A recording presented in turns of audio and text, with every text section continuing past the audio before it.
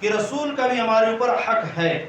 انہی حقوق میں سے، وقت چونکہ مختصر ہے سارے حقوق کو ذکر کرنا ممکن نہیں، اس لیے ان حقوق میں سے ایک حق ہے اطاعت کا، یعنی اللہ کے رسول صلی اللہ علیہ وسلم نے جو اللہ کا پیغام ہم تک پہنچایا ہے، جو شریعت ہم کو بتلائی ہے، اس کے بدلے میں ہمارے اوپر رسول کا حق بنتا ہے ان کی اطاعت کرنا، ان کی تابع داری کرنا۔ اور اللہ تعالیٰ نے اس بات کو قرآن میں کئی ایک مقام پہ ذکر کیا، اطیعوا اللہ و اطیعوا الرسول، یعنی اللہ کی اطاعت کرتے رہو اور رسول کی اطاعت کرو، یعنی دو اطاعتوں کو اللہ نے ذکر کیا۔ اطاعت صرف دو ہیں، اس کے علاوہ کسی اور چیز کی اطاعت نہیں۔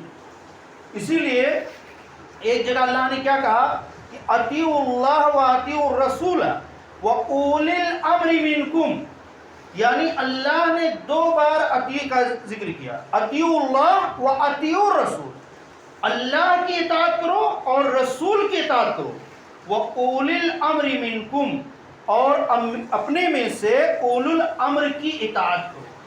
اب اولو الامر کون ہے، کیا ہے، اس کے بارے میں فقہا کے بڑے اقوال ہیں، اور ان میں علماء، مفسرین، محدثین، ائمہ، حاکم وقت، یہ سب کو شامل کیا اولو الامر کے اندر۔ تو اللہ رب العالمین نے جب اطاعت کی باری آئی اور اطاعت کی اصل کو بتانا ہوا تو دو بار کا اطیعوا اللہ و اطیعوا الرسول۔ مطلب کیا ہے کہ اصل اطاعت دو ہے، اور اس کے بعد اولی الامر کو جب ذکر کرنا ہوا تو اسی اطاعت پہ عطف کر دیا، وہ اطیعوا اولی الامر نہیں کہا وہ اولی الامر منکم، یعنی پہلی جو دو اطاعتیں ہیں اولی الامر کی اطاعت ان کی اطاعت پہ موقوف ہے۔ اگر ان کی بات، اولی الامر کی بات اگر اللہ کے رسول کے فرمان کے مطابق ہوگی تو مانا جائے گا۔ ان کی اطاعت مستقل نہیں ہے، ان کی اطاعت موقوف ہے اللہ اور اس کے رسول کی اطاعت۔ اگر ان کی بات اللہ اور رسول کے موافق ہے تو اس کو مانا جائے گا، اس کی اطاعت کی جائے گی، اور اگر اللہ اور اس کے رسول کے موافق نہیں ہے تو اس کو رد کر دیا جائے گا، ریجیکٹ کر دیا جائے گا، اس کی بات نہیں مانی جائے گی۔ اسی لیے ان کے لیے اطیعوا کا لفظ استعمال نہیں کیا گیا، ڈائریکٹ کہا گیا وہ اولی الامر منکم، یعنی اصل اطاعت اللہ کی ہے، رسول کی، اور اولی الامر کی اطاعت ان کی اطاعتوں کے تابع ہے، اس کے موافق ہوگا تو مانا جائے گا، نہیں تو نہیں مانا جائے گا۔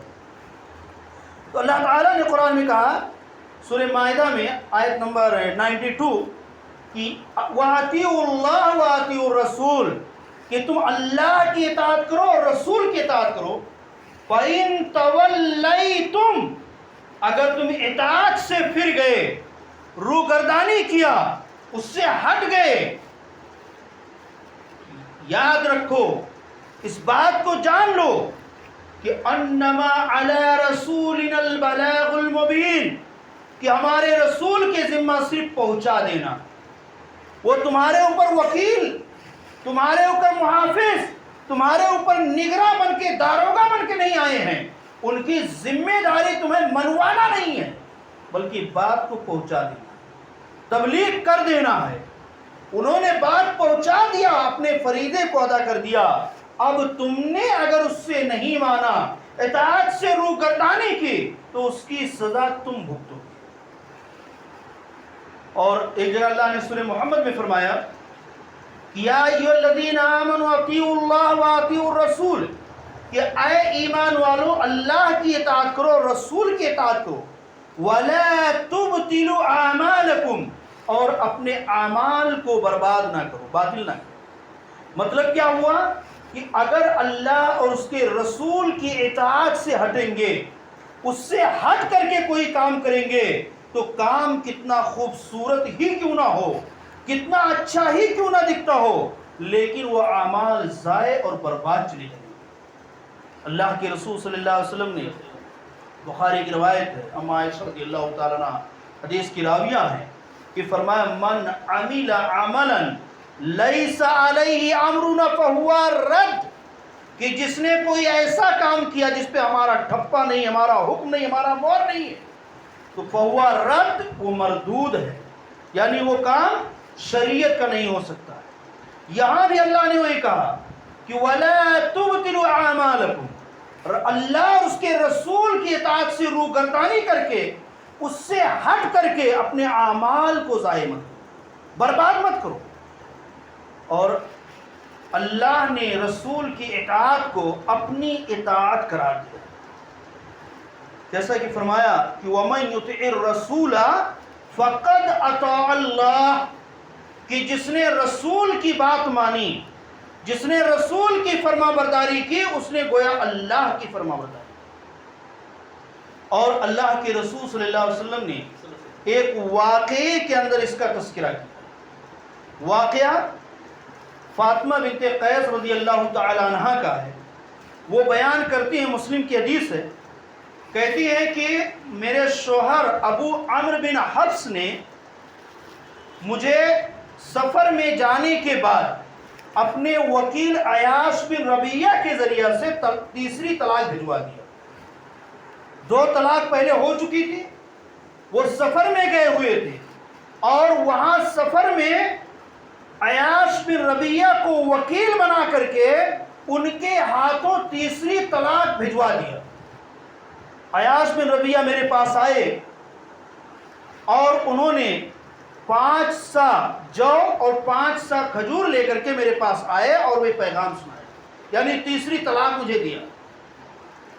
میں نے کہا کہ کیا میرا نفقہ، میرا خرچ اتنا ہی ہے؟ 5 سا جو، 5 سا کھجور، بس؟ تو عیاش بن ربیہ نے کہا کہ لیس لکی علیہ نفقۃ،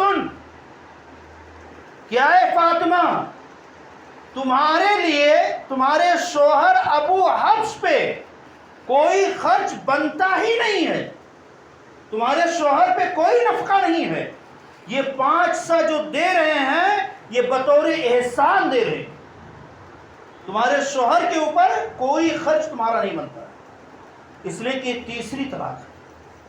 اور یہ بات یاد رکھیے اصولی طور پہ کہ میاں بیوی کے جدائی کے کئی طریقے ہیں، وہ تفصیل کی جگہ ہے، لیکن اصولی طور پہ یاد رکھیے کہ جس طریقے میں، جس صورت میں شوہر دوبارہ بیوی سے رجوع کر سکتا ہے، اس طریقے میں یا اس صورت میں شوہر کے ذمہ بیوی کا پورا خرچ جب تک کہ وہ عدت میں رہے، یعنی عدت بھر پورا خرچ، پوری ذمہ داری شوہر کی ہو، اگرچہ لاکھوں کا خرچ کیوں نہ آ جائے، اٹیک آ گیا یا کوئی اور بھاری بیماری ہو گئی، لاکھوں کا خرچ آ رہا ہے، طلاق دے چکا ہے، بیوی عدت میں ہے، لیکن A to Z خرچہ شوہر کی ذمہ داری جب تک کہ عدت پوری نہ ہو جائے۔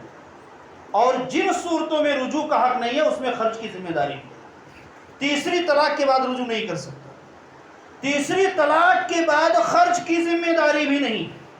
فاطمہ کہتی ہیں عیاش نے مجھ سے یہ کہا لیس لکی علیہ نفقۃ، میں نے کہا کہ اگر ایسا ہے تو مجھے یہ خیرات 5 وسق نہیں چاہیے، 5 سا نہیں چاہیے، میں اللہ کے رسول سے مسئلہ پوچھوں گی۔ دوڑی بھاگتی گئی اللہ کے رسول صلی اللہ علیہ وسلم سے مسئلہ، اللہ کے رسول سے پورا واقعہ کہہ سنایا۔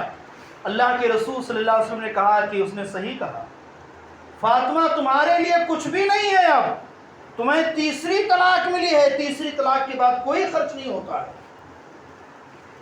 اللہ کے رسول صلی اللہ علیہ وسلم نے حکم دیا کہ جاؤ اور ام شریک کے گھر میں اپنی عدت کے ایام گزارو۔ وہ چلنے لگی۔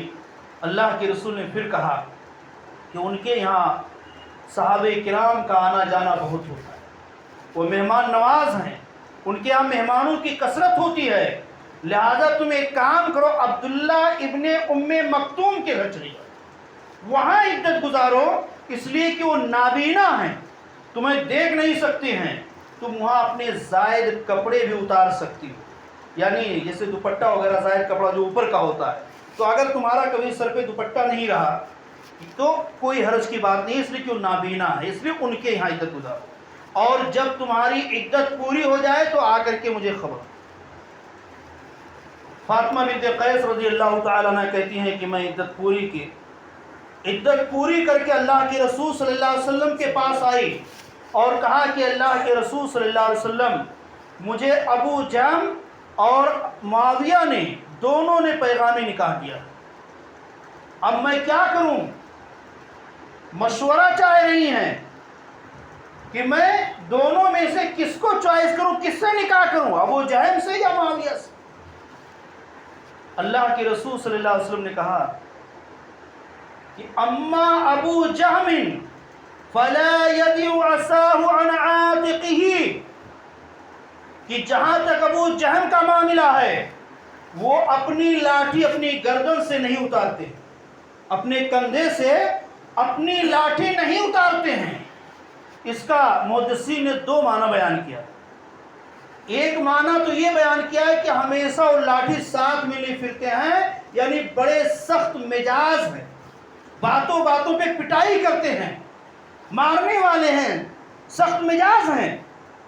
اور دوسرا معنی بیان کیا ہے، گاؤں دیہات میں دیکھے ہوں گے کہ پہلے جب لوگ جو ہے کہیں مہمانی میں یا سفر میں جاتے تو لاٹھی لے کے ہاتھ میں جاتے، ابھی بھی بڈھوں کا رواج ہے، نوجوان نسل تو نہیں کرتی ہے لیکن بڈھوں کا رواج ابھی بھی۔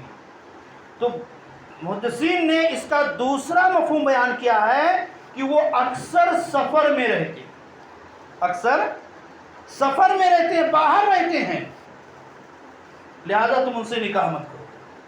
یہاں پہ ایک چیز اور دیکھ لیجیے، اگر پہلا معنی ظالم کا لے، مار پیٹ کا، سخت مزاجی کا، تب بھی بات مناسب ہے کہ ایسے لوگوں سے رشتے سے کنارہ کش کیا جائے۔ اور اگر دوسرا معنی لیں تو آج جو ہمارا نظریہ ہے وہ بالکل اس کے خلاف ہے۔ ہم اپنی بیٹی کے لیے، اپنی بہن کے لیے، اپنی ماتحت لڑکیوں کے لیے رشتہ کون تلاش کرتے ہیں؟ لڑکا سعودی رہ رہا ہے، لڑکا امریکہ ہے، لڑکا لندن ہے تو فلاں جگہ ہے، باہر ہے، اس کو ترجیح دیتے ہیں۔ کیوں؟ باہر ہے نام ہوگا، باہر ہے نوٹ ہوگا، باہر ہے مالدار ہوگا۔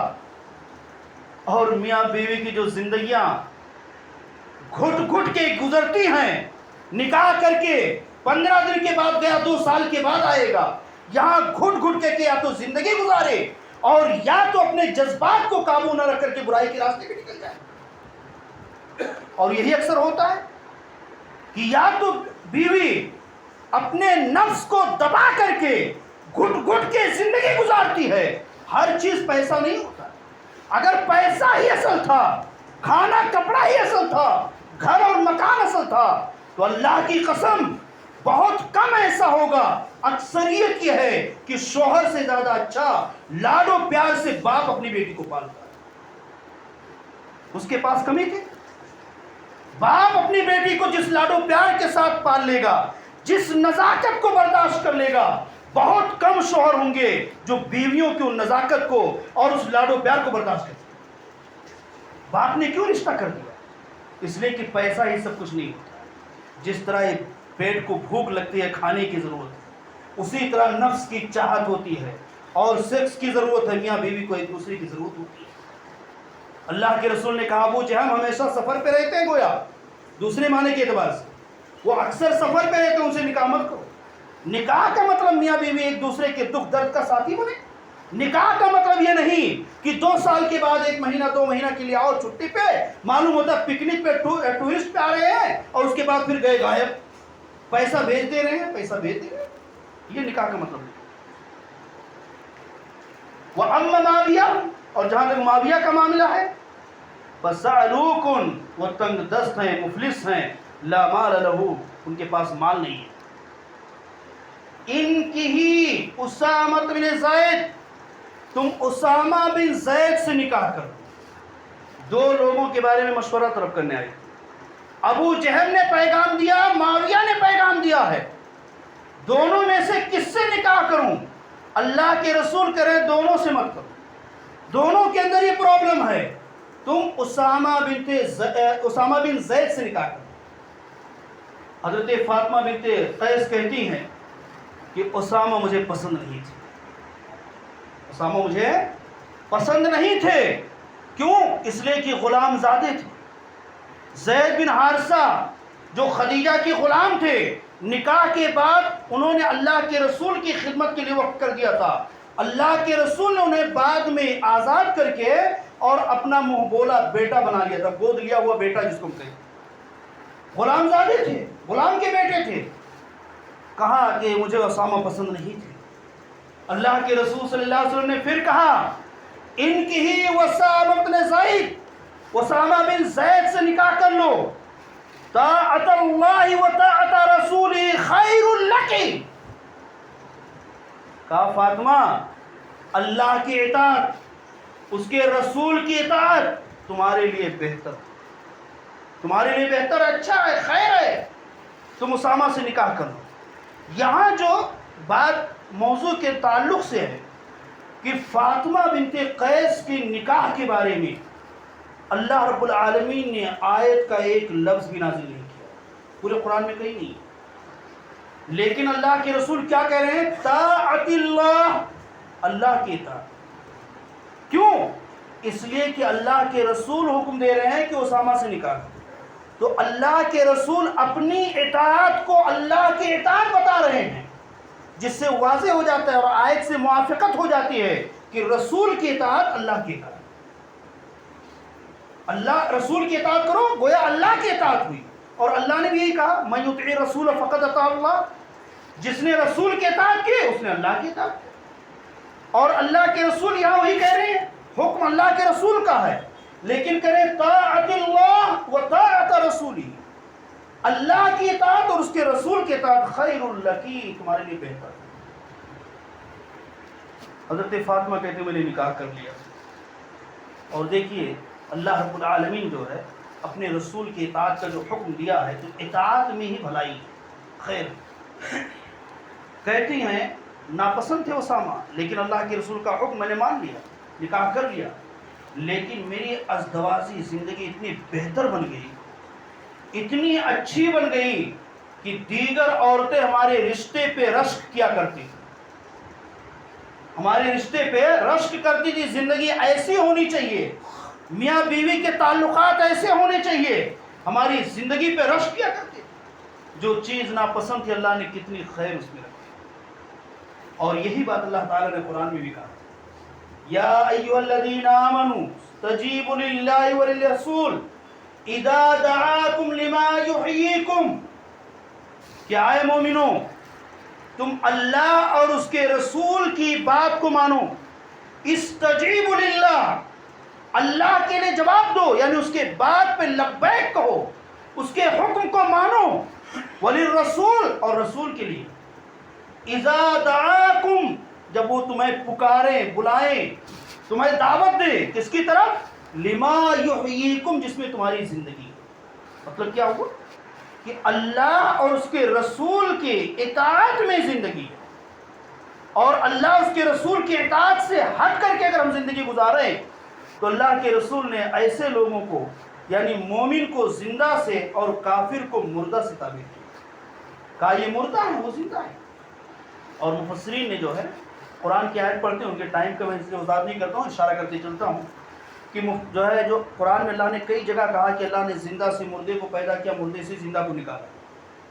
تو ایک معنی تو اس کا یہ ہے کہ زندہ جانور ہو، انسان ہو، اس سے اللہ نے نطفہ، انڈا وغیرہ جو بظاہر مردہ اس کو نکالا، اور اسی انڈے نطفہ جو بظاہر مردہ ہیں ان سے زندہ انسان پیدا کر دیا.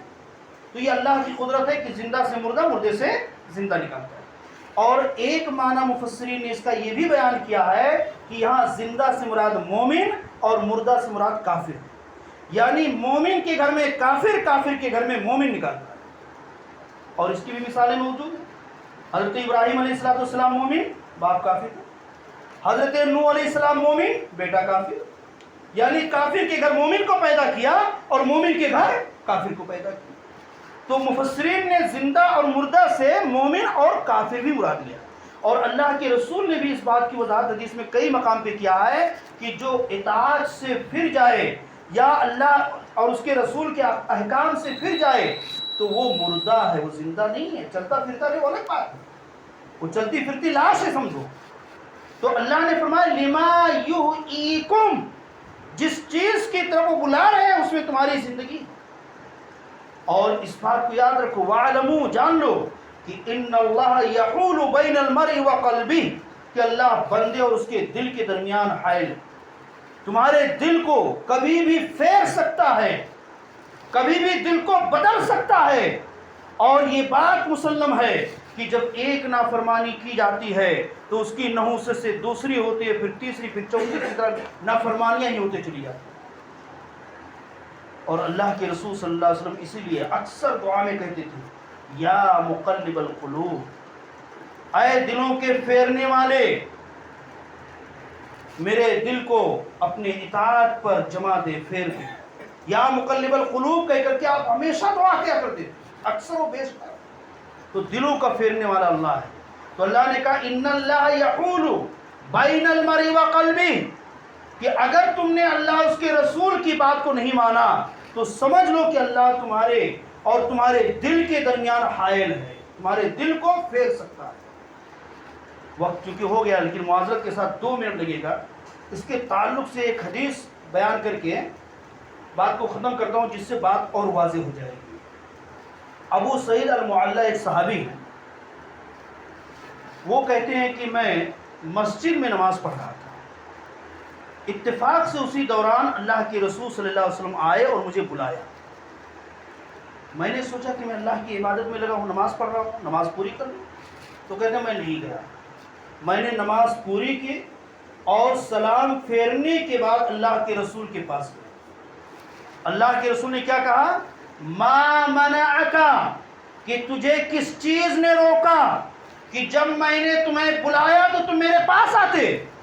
کہا اللہ کے رسول نماز پڑھ رہا تھا، نماز میں تھا، نماز پوری کر کے فوراً آیا ہوں۔ اللہ کے رسول نے کہا کہ کیا تم نے قرآن کی آیت نہیں پڑھی؟ یا ایھا الذین آمنوا استجیبوا للہ وللرسول اذا دعاکم لما یحییکم، کہ اللہ اور اس کے رسول کو فوراً جواب دو جب وہ تمہیں اس چیز کی طرف بلا لے جس میں تمہاری زندگی۔ تو زندگی اللہ اس کے رسول کی اطاعت میں ہے۔ اسی لیے اللہ تعالیٰ نے فرمایا، ابھی خطبہ مسنونہ کے اندر وہ آیت پڑھی گئی کہ من یطع اللہ ورسولہ فقد فاز فوزا عظیما، کہ جس نے اللہ کی اس کے رسول کی اطاعت کی وہ بڑی کامیابی کو پہنچ گیا۔ آج ہم کامیابی کس کو سمجھتے ہیں؟ تو سب اصل کامیابی، اصل زندگی اللہ اس کے رسول کی اطاعت۔ باتیں بہت ہیں لیکن وقت چونکہ ختم ہو گیا ہے، اس لیے معذرت کے ساتھ اللہ تعالیٰ سے ہی چند باتوں کی دعا ہے کہ الہ العالمین کہنے اور سننے کے ساتھ سمجھنے اور عمل کی توفیق عطا فرمائے۔ الہ العالمین ہمارے اندر جو کمی اور کوتاہی ہے اور اطاعت کے معاملے میں جو ہمارے اندر سستی اور کاہلی ہے، اللہ اسے دور کرنے کی توفیق عطا فرما۔ ہمارے اندر بھی وہ جذبہ اور وہ شوق اور اطاعت کا وہ ولولہ عطا فرما جو صحابہ کرام کے اندر تھا، کہ ایک بات، ایک قول آ جانے کے بعد اپنے سر کو خم کر لیا کرتے تھے اور اپنی دل و جان سے اس کو مان لیا کرتے تھے۔